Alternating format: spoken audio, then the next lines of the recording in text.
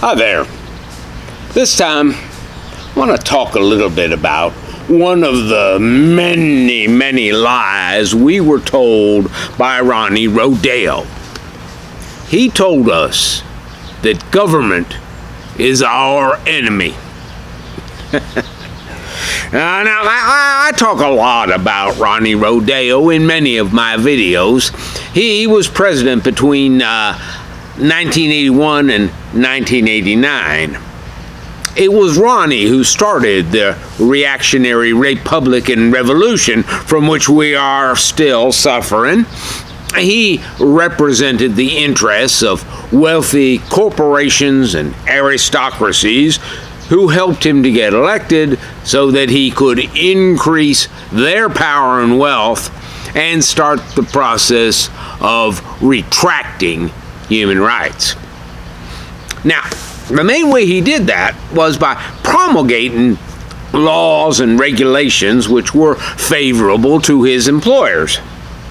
But another very powerful and somewhat less direct part of his reactionary Republican revolutionary message was to convince the American people that government is evil.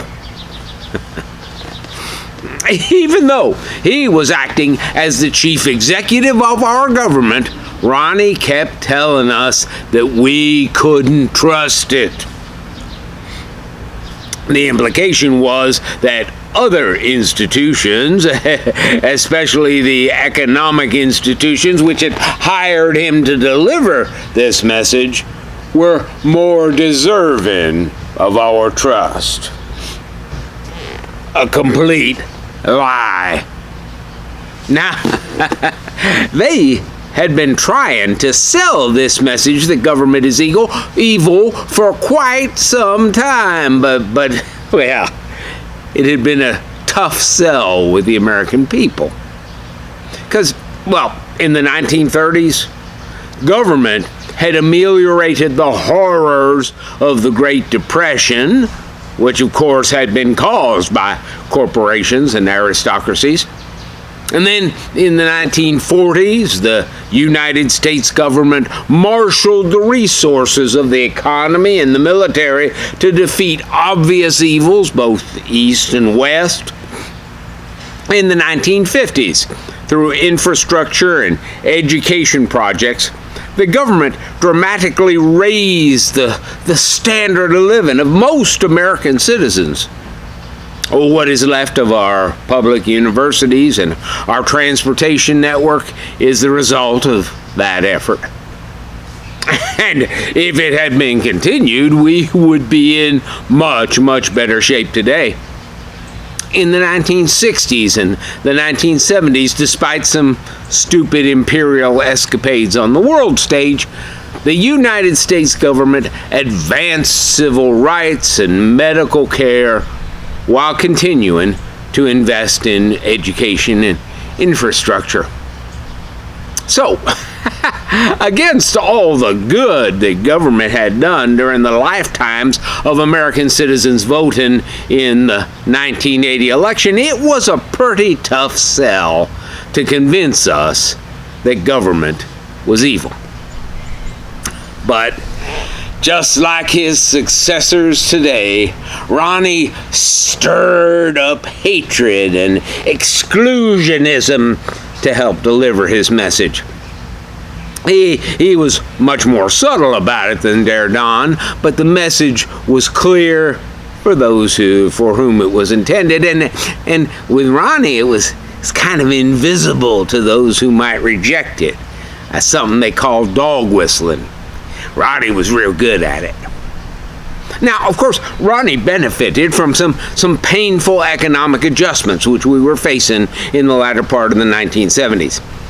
Much of the industrial and international strategy of the United States government, especially of the United States economy, had been following some strategies that, well, toward the end of the 1970s became somewhat unsustainable.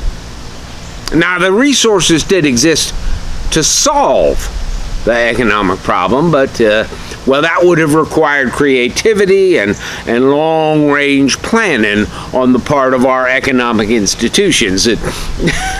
Unfortunately, those economic institutions were dominated by the very corporate and aristocratic forces which supported Ronnie, and they were simply not up to the monumental task which they were confronting.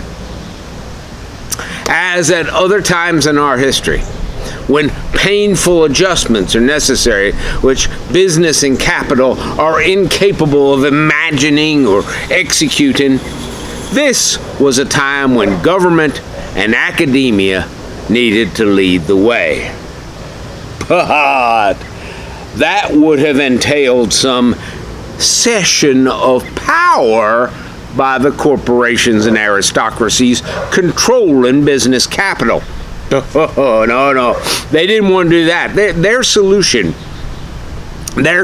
was to fight back. Ronnie was their leading weapon.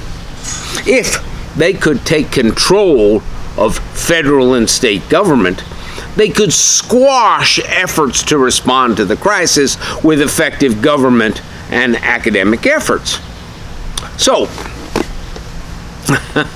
some might see what they were doing and resist. But a part of the message was that government is evil, and academics don't know as much as they think they do.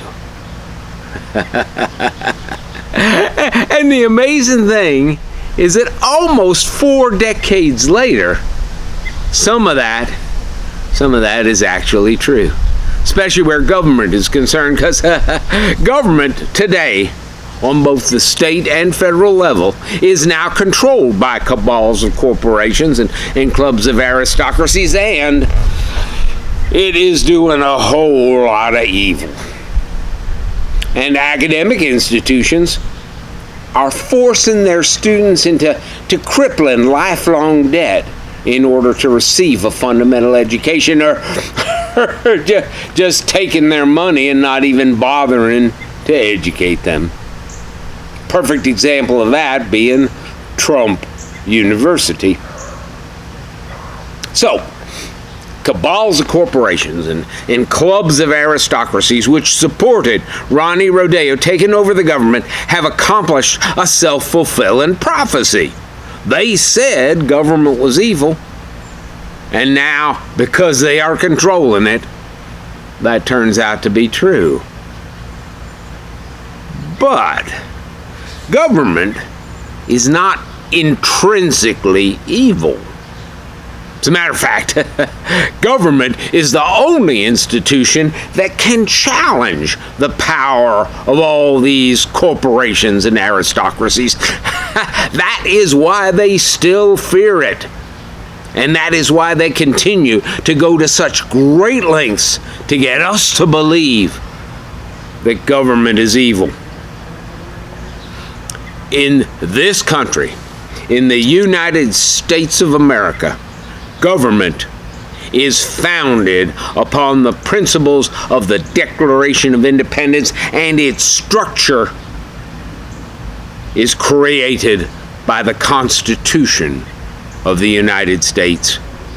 And this is still a Republican democracy. It derives its power from the consent of the governed, as stated in the Declaration. Now, they have tried to make us believe that corporations are persons, but they are not, and they do not yet have the vote. And they've also tried to engineer it so that only candidates supported by and beholden to wealthy aristocracies and corporations can get elected. But both Bernie Sanders and Donald Trump proved that that was not true. For most of our history as a nation, government has been a force for good, for progress, for expansion of human rights. And it can be so again. We must reverse all of the tenets of Ronnie Rodeo's reactionary Republican revolution, including the big lie that government is intrinsically evil. And we can do that by electing people who will make government a force for good again in this great nation. Counter-revolution now. Thank you all for your attention. I hope this has been helpful. I hope you've enjoyed it. And I hope you'll join me again sometime. I got a lot more to say about this, and all of my videos can easily be found on your friendly neighborhood internet at www.daffwold.com.